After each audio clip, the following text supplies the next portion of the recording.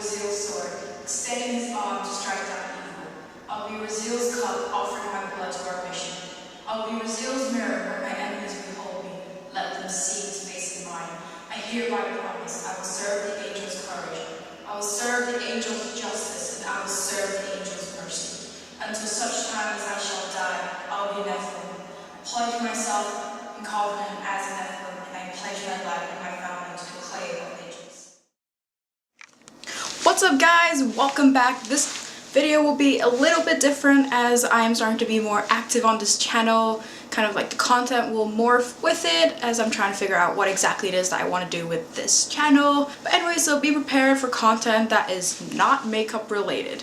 Today's discussion will revolve more around the shadow world, and if you're looking at a screen right now going like, Shadow world? What the heck is that? I will explain briefly what I mean. The Shadow World is a fictional realm created by author Cassandra Clare for her Mortal Instruments book series, which consists of 6 books, and they're based off legends that we may be familiar with, such as demons, I was gonna say dragons, but no, demons, fairies, vampires, things like that. If the term Shadowhunter seems familiar to you, that is because you probably heard it from someone or you've seen advertisements about it, and that is because it is a current TV show.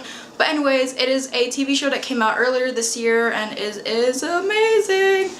And if the Mortal Instruments sounds familiar to you, that is because it was a movie 3 years ago, I believe. And if you're wondering why you've never heard of it after that, that is because the movie was bad and they didn't bother to make the ones going after it. So earlier this year, I saw Harry Shum Jr.'s Snapchats, and if you know him, it's because he was on Glee. But at the time, I was not really into the show. I kind of saw his Snapchats and was like, oh, that's cool, he's on a new project. But I didn't really get into the show until much later, actually about a month or 2 ago. I know I'm a newbie, maybe I can be the next Mundy that Jace annoys. And instantly, as I've said, I was hooked. I've heard so many great things about the TV show, from online friends to school friends and everything, so I kind of felt like eventually I would be one of them. And by them, I mean I'll be one of those people being hooked on the show, which I am. So I was so drawn in, not only because of the beautiful Matthew Daddario or Dominic Sherwood or Alberto, but finally there was something that understands me. No, not in the sense of going out and killing demons and trying to save my kind from an evil enemy who turns out to be my father, and trying to revive my unconscious mother to try and find out how to defeat the guy, and all the while try and process everything because it all happened in the space of a week. Phew. That was a filler. But I was quite drawn to their fashion sense. For so long I've tried to find something that kind of resembled or was familiar to what I would like to dress up as. And if you know me, I rarely wear color. Like even right now I'm wearing black jacket and a white tank top. And yeah, basically I wear grays, blacks, or whites. And whenever I go to shop, I try to shop for color. But then when you see me at the checkout counter, it's all grayscale, monochromatic. Previously, I didn't really want to dress in the way that I'd like, you know, combat boots, leather jackets, and things like that, because typically that kind of like leather jacket, combat black boots aesthetic was really linked to bikers or gangs. Bad guys, bad girls, bad people. If you've seen movies, you kind of know what I mean. And whenever I dress in all black, which I usually do, I'd be told to wear more color. I'd be told, why do you look so sad? Why do you look so depressed? Why are you so emo? Or why do you always look like you're going to a funeral? When I was encompassed in the shadow world, I found a sense of belonging, and I know it may sound a bit cuckoo, but it felt so great to finally have a badass / awesome thing to relate to. So then I kind of bought the Shadowhunter Codex, and it kind of became a hobby to try and make myself a Shadowhunter as much as possible. Ask me, please. You get the gist of what I'm saying, and if it keeps looking like I'm looking down there, it's because I have my laptop with notes there.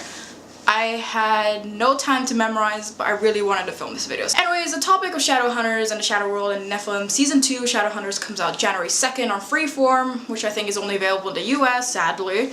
And unfortunately for someone like me who watches it on Netflix, I have to wait a day after, which is January 3rd.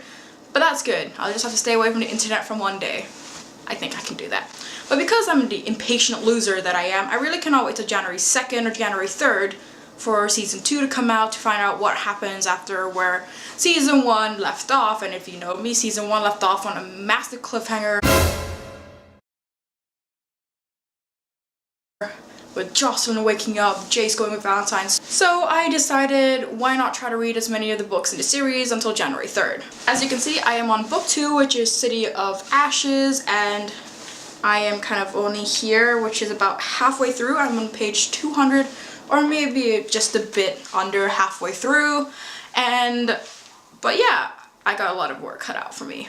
How many of you think I can do it? I think I can. I am quite confident in myself.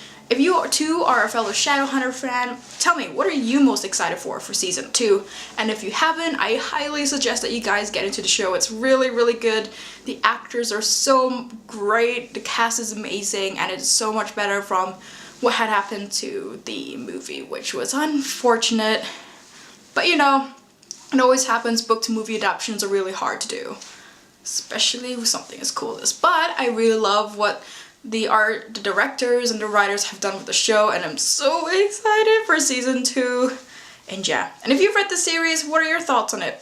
Please don't tell me about what happens later, though I do know some stuff, just don't spoil it all to me. Anyways, till next time guys, bye! Rose concealer in shade 1, I'm putting it in a triangular shape under my eyes.